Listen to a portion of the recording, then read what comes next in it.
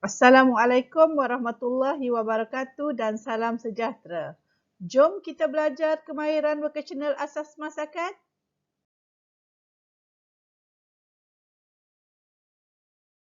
Unit 1, Peraturan Keselamatan dan Kebersihan. Hasil pembelajaran membolehkan murid mengamalkan yang pertama, keselamatan diri dan persekitaran tempat kerja. Kedua, keselamatan penggunaan peralatan dalam bilik masakan. Ketiga, kebersihan diri, alatan dan bahan serta persekitaran tempat kerja.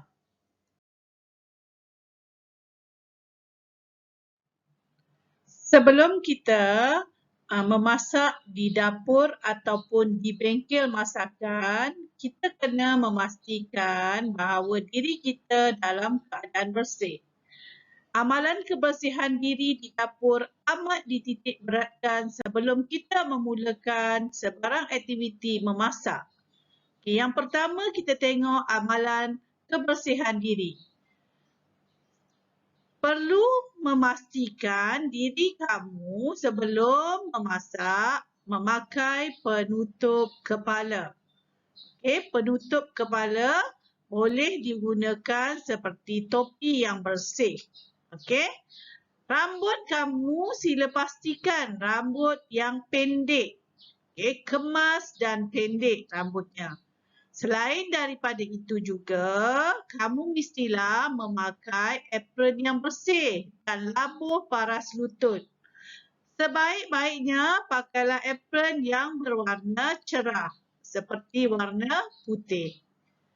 Selain daripada itu juga, yang amat dipentingkan untuk kebersihan diri ialah tangan yang bersih dan berkuku pendek. Sepatutnya sebelum kita memasak, kita perlu membasuh tangan dahulu dan pastikan bahawa kuku kita sentiasa dalam keadaan pendek. Yang seterusnya, perlu memakai kasut ketika berada di bengkel masakan. Tujuannya supaya kamu dapat menjaga keselamatan diri kamu. Di dapur selalunya lantai licin. Kasut yang sesuai dipakai di dapur adalah kasut yang bertapak getah. Okey?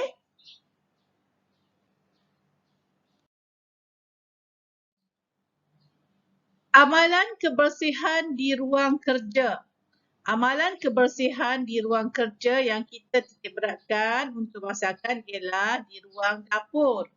Amalan yang boleh diamalkan di dapur adalah terbahagi kepada dua. Satu adalah amalan yang dilaksanakan setiap hari, iaitu setiap hari kita perlu memastikan yang pertama membersihkan peralatan memasak seperti mencuci, mengering dan menyusun peralatan memasak yang telah digunakan. Yang kedua, perlu membersihkan sinki dan yang ketiga, perlu membersihkan dapur. Selain daripada membersihkan peralatan memasak, kita juga perlu memastikan ruang memasak sentiasa bersih.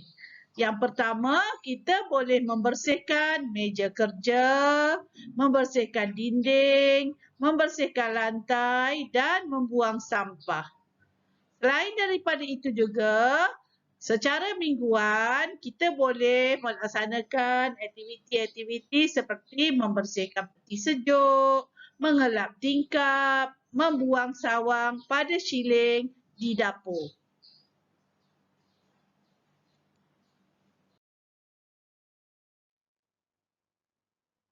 Baiklah, amalan kebersihan di dapur. Di dapur kita mesti mengamalkan amalan kebersihan yang baik di dapur. Yang pertama, cuba kamu lihat yang pertama,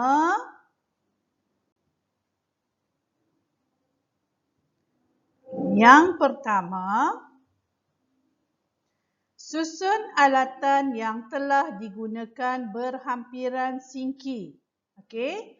Semua peralatan yang kotor sepatutnya kamu letakkan dahulu di kawasan sinki. Okey? Kumpulkan di satu tempat berhampiran dengan sinki. Yang kedua, cuci alatan di dalam sinki. Gunakan ejen pencuci pinggan dan sponge. Okey? Pinggan ataupun alatan yang telah digunakan ketika memasak, kamu perlu cuci dengan bersih semua alatan tersebut.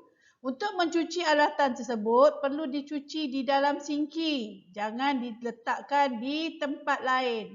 Gunakan sabun yang sesuai, iaitu sabun untuk mencuci pinggan, bukan sabun yang digunakan untuk mencuci baju dan sebagainya.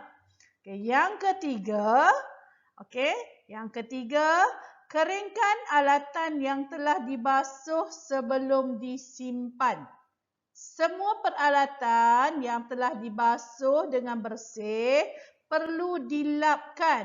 Gunakan kain lap yang sesuai untuk mengelap pinggan atau alatan memasak yang lain. Yang keempat, bersihkan sinki menggunakan sponge hijau. Sinki ini perlu dibersihkan setelah semua peralatan dibasuh. Perlu dicuci sinki, bahagian-bahagian tepi sinki. Cuci menggunakan sponge hijau supaya ia nampak berkilat dan bersih semula.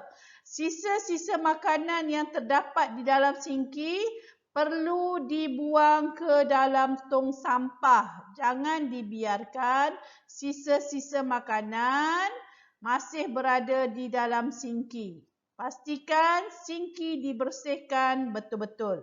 Okey, seterusnya yang kelima, bersihkan juga peralatan-peralatan dapur. Contohnya dapur memasak. Okey, bila kamu memasak, dapur mungkin akan terpercik dengan minyak, air akan tertumpah dan sebagainya. Jadi, kamu perlu bersihkan dahulu dapur yang telah digunakan.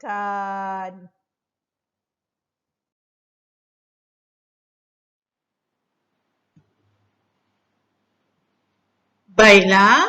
Membersihkan ruang memasak juga amat dititik beratkan ketika memasak. Okay. Membersihkan ruang memasak ini selalunya kita akan lakukan selepas kita memasak. Okay. Yang pertama ialah bersihkan meja kerja menggunakan kain pengelap. Okay. Kain pengelap perlu kamu gunakan mengikut kesesuaian. Sekiranya ingin membersihkan meja kerja, jadi kamu perlu menggunakan kain pengelap meja. Jangan gunakan kain pengelap peralatan digunakan untuk mengelap meja. Nanti peralatan akan jadi kotor bila kamu salah guna kain pengelap. Okey, yang pertama, bersihkan meja kerja menggunakan kain pengelap meja. Yang kedua, kamu perlu gunakan penyapu dan penadah sampah untuk menyapu lantai.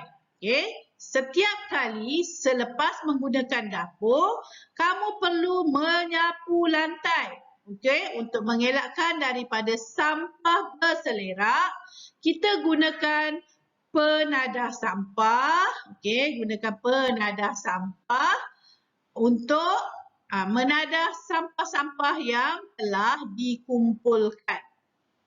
Okey, apabila sampah telah dikumpulkan di dalam penadah sampah, yang ketiga, buang sampah ke dalam bakul sampah. Okay, sampah tidak boleh dibuang di merata-rata tempat. Okay, sediakan tong sampah dan tong sampah tersebut perlulah diletakkan plastik sampah. Okay? Untuk mengelakkan daripada tong sampah menjadi kotor, kita letakkan plastik sampah. Yang terakhir sekali, yang keempat, gunakan mop dan sabun lantai untuk membersihkan lantai. Okey, seperti yang kita tahu, kawasan lantai di bilik masak selalunya akan licin. Sebab apa licin? Kadang-kadang minyak akan tertumpah ataupun air yang tertumpah. Setelah siap kerja, kita perlu mop semula lantai. Okey, nak mop lantai, kita kena gunakan sabun lantai. Okey, untuk menjadikan lantai lebih bersih lagi. Okey. Jadi, apabila kamu dah bersih ruang memasak tersebut akan kelihatan lebih kemas. Okey. Semua peralatan perlu disimpan semula di tempat yang telah disediakan. Baiklah, tadi kamu telah tahu cara-cara menjaga kebersihan di kawasan dapur. Okey, setelah kita mengamalkan kebersihan di dapur, kita akan dapati dapur tersebut akan lebih selamat lagi. Di sini terdapat beberapa panduan keselamatan di dapur. Okey, panduan keselamatan di dapur. Okey, yang pertama sekali kita lihat pinggan mangkuk kita ya. Okey, pinggan mangkuk kita. Pinggan mangkuk iaitu pinggan mangkuk yang mudah pecah, pinggan kaca. Semua peralatan yang mudah pecah tersebut perlu disimpan di tempat yang sesuai. Okay, tempat yang sesuai ialah di dalam kabinet. Okey, di dalam kabinet. Yang kedua, cuba kita lihat. Yang kedua ialah elektrik. Okey. Barangan elektrik terdapat wayar-wayar yang tertentu. Jadi, untuk lebih selamat, kita sorokkan wayar yang tergantung dengan penutup wayar atau pita pelekat untuk mengelakkan daripada terkena renjatan elektrik. Okey, yang ketiga, cuba kamu lihat. Yang ketiga ialah benda tajam. Okey, benda tajam yang terdapat di dapur seperti pisau, garpu dan benda-benda lain yang tajam, kita perlu simpan peralatan tajam supaya tidak boleh diambil oleh kanak-kanak untuk mengelakkan daripada terluka dan sebagainya. Jadi kita perlu simpan, mungkin contohnya di sini disimpan di dalam laci. Okey. Yang seterusnya kita tengok, pasangkan kunci atau penghalang pada laci, kabinet dan pintu. Kenapa kita perlu pasangkan kunci? Ini untuk mengelakkan daripada anak-anak kecil senang membuka laci tersebut. Okey, cuba lihat gambar ini, gambar anak kecil. Okey, gambar anak kecil ini. Okey, gambar anak kecil ini tidak sesuai berada di kawasan dapur masakan. Sebab di dapur masakan kadang-kadang kita akan masak benda panas. Okay? Elakkan daripada kanak-kanak berada di kawasan dapur memasak. Kerana dapur memasak ialah tempat yang agak bahaya. Di mana kita di situ kita memasak makanan. Kita takut makanan tumpah di atas kanak-kanak tersebut. Jadi, kena elakkan berada di kawasan dapur.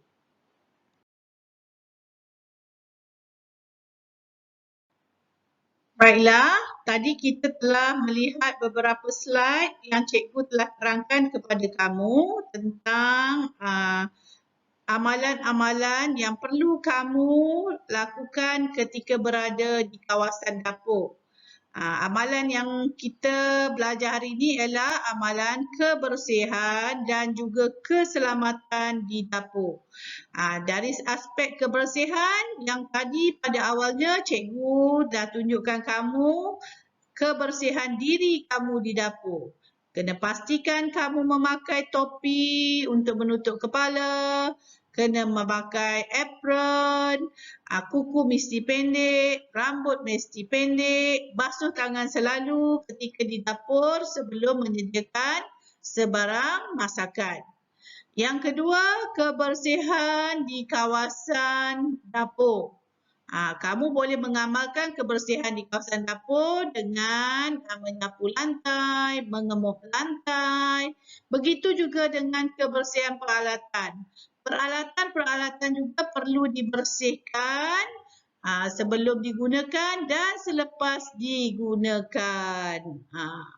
Selain daripada itu juga, kamu boleh buat aktiviti secara mingguan, iaitu dengan membersihkan dinding, kawasan-kawasan di lampu, kipas angin dan sebagainya di kawasan dapur supaya tiada sebarang habuk yang tertinggal. Okey, itu perlu dilaksanakan mungkin dalam masa mingguan. Okey. Seterusnya ialah tugasan secara praktikal yang kamu perlu laksanakan. Okey, tugasan yang praktikal ialah tugasan kamu di dapur. Apabila telah siap memasak ataupun sebelum memasak, kamu boleh rakamkan satu video dan hantar kepada cikgu. Contohnya, kamu tolong ibu kamu membasuh pinggan, mengelap pinggan, menyusun pinggan dan sebagainya. Selain daripada itu juga, kamu boleh rakamkan video kamu mengemas kawasan dapur seperti menyapu lantai, mengemuk lantai dan sebagainya. Okey, cikgu harap semua dapat melaksanakan tugasan ini dan cikgu percaya kamu semua berada di rumah sekarang dan kamu boleh membantu ibu bapa kamu untuk melaksanakan tugas-tugas yang ringan ini. Okey? Itu sahaja pembelajaran kita untuk hari ini dan cikgu harap sangat-sangat kepada kamu semua dapat beri kerjasama kepada cikgu untuk menghantar satu video yang menunjukkan kamu membantu ibu bapa kamu di kawasan dapur. Okey, selamat melaksanakan tugasan. Moga kita akan berjumpa lagi pada sesi pembelajaran yang lain. Okey semua, terima kasih di atas kerjasama semua. Sekian, Assalamualaikum dan salam sejahtera.